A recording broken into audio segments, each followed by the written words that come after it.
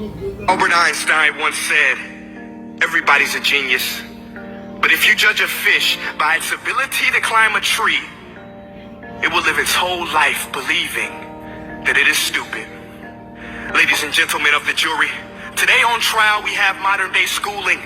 Glad you could come. Not only does he make fish climb trees, but also makes them climb down and do a 10-mile run.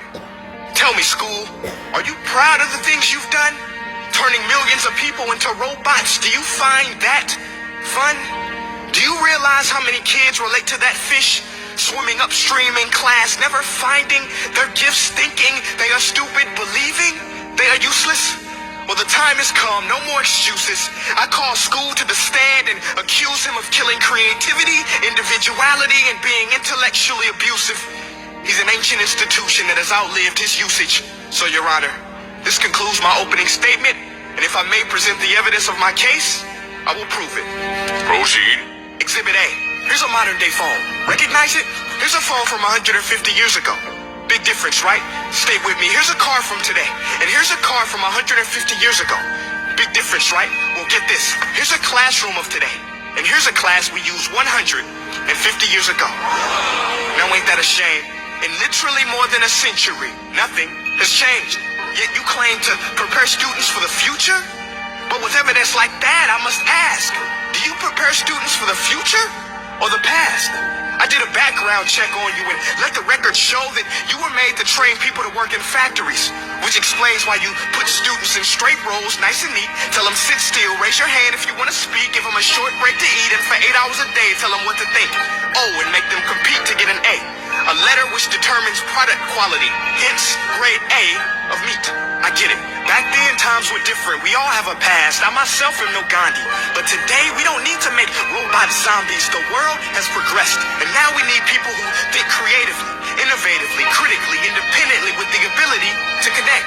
See, every scientist will tell you that no two brains are the same. And every parent with 2 or more children will confirm that claim.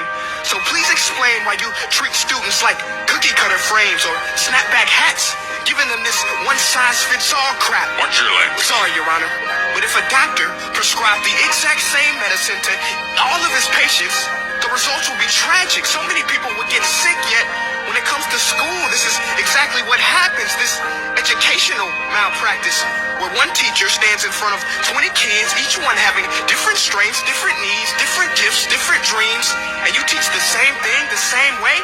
That's horrific. Ladies and gentlemen, the defendant should not be acquitted. This may be one of the worst criminal offenses ever to be committed. And let's mention the way you treat your employees. Objection. Overruled. I want to hear this. It's a shame. I mean, teachers have the most important job on the planet, yet they're underpaid? No wonder so many students are short-changed. Let's be honest. Teachers should earn just as much as doctors, because a doctor can do heart surgery and save the life of a kid. But a great teacher can reach the heart of that kid and allow him to truly live.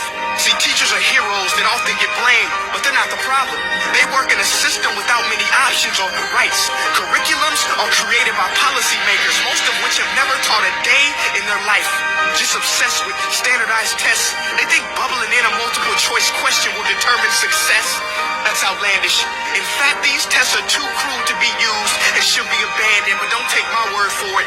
Take Frederick J. Kelly, the man who invented standardized testing, who said, and I quote, "These tests are too cruel to be used and should be abandoned." Ladies and gentlemen of the jury, if we continue down this road, the results will be lethal. I don't have much faith in school, but I do have faith in people. And if we can customize healthcare, cars, and Facebook pages, then it is our duty to do the same for education, to upgrade and change and do away with school spirit, because that's useless. Unless we're working to bring the spirit out of each and every student, that should be our task.